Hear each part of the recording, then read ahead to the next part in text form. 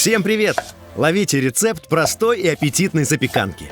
Чтобы получилось по-настоящему вкусно, придется всплакнуть. Нарезаем одну луковицу полукольцами. Без оливкового масла ничего не выйдет. От души наливайте его на сковородку и положите нарезанный лук. Пусть отдыхает. А вот нам еще придется поработать. Берем 3 картофелины, нарезаем кружочками. Важный момент. Не забудьте прежде почистить их. Картошку и луку пора подружиться. Кладем нарезанный картофель в сковородку. Чтобы блюдо не получилось пресным, нам необходимо добавить соль. За ней следом черный перец. В этот момент главное не чихнуть. Сверху сбрызгиваем блюдо оливковым маслом. А теперь придется немного поработать лопаткой. 3 куриных филе нарезаем на крупные кусочки. Дело пойдет быстрее, если вы возьмете острый нож. Знаю, у многих с этим проблемы, но вы ведь не из их числа. Кстати, вы знаете, как выбрать вкусное куриное филе? Значит так, оно должно быть сухим, но ни в коем случае не склизким. Тогда все получится отлично. Обращайте внимание также на цвет. Выбирайте нежно-розовое филе, как у нас. Добавим еще специй. Так, на этот раз солью и черным перцем не обойтись. Возьмем также красный перец. Он придаст нужную остроту.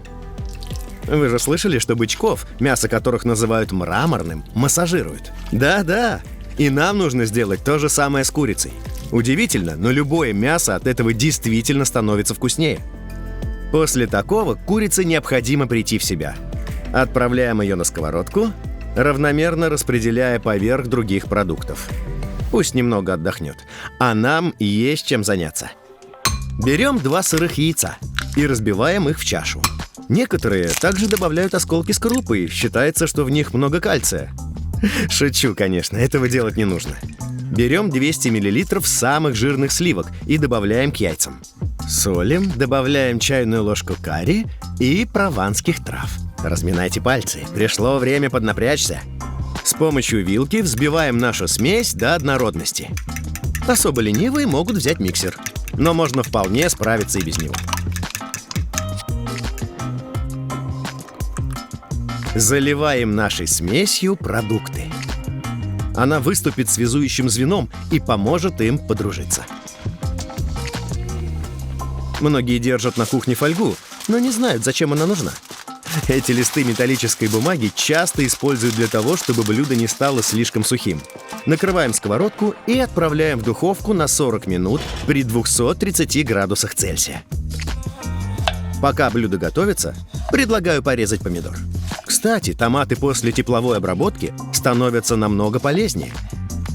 Берем кусочек швейцарского сыра грюйер и натираем на терке. Наверняка многие о таком не слышали, но не беда. Подойдет любой твердый или даже полутвердый сыр. Нужен примерно 1 стакан. Осторожно, максимально горячо. Снимая с блюда фольгу, не подходите близко. Вы рискуете заработать красный обожженный нос. В ход идет натертый сыр. Равномерно посыпаем им курицу. Да, мы чуть не забыли о томате. Выкладываем его сверху. Так получается намного веселее.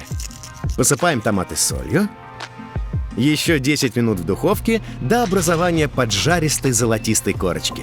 Самое сложное на этом этапе – не захлебнуться слюной. Ну, наконец-то!